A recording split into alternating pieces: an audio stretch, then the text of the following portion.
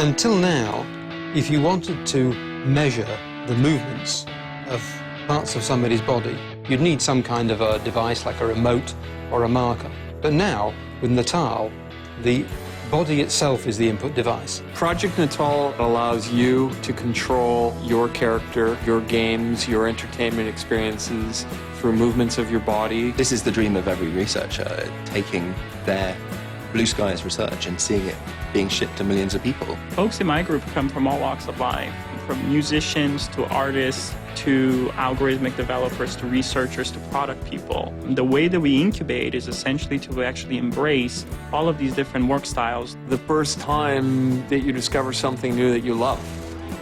That's what the first moment was like when I walked up to the sensor, gestured, and saw that come to life on the screen. We knew we had something when we took the first demos that were using the skeletal tracking technology, and we actually had people using every part of their body. Not only were they smiling, but they said, hey, I was actually there. One of the brilliant things is that the 3D camera, for the first time, is going to be available. That gives you the three-dimensional information about the distance to every point on the body, but it doesn't actually give you an interpretation of where the limbs are, what the angles of the joints are. So for that, we need to build software. What Natal does is it evaluates effectively trillions of body configurations every frame.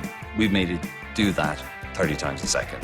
The person playing with Project Natal doesn't need to change their actions or change their behaviors to fit the technology. Natal technology actually changed itself to fit the way that the player plays. I think this is one of the most successful applications of machine learning and computer vision that's ever been deployed. We should absolutely expect the unexpected. It's 50% hardware, 50% software. The beauty is that we have the ability to tie those together in a magical experience. From the technology side, our goal is just to make that absolutely seamless.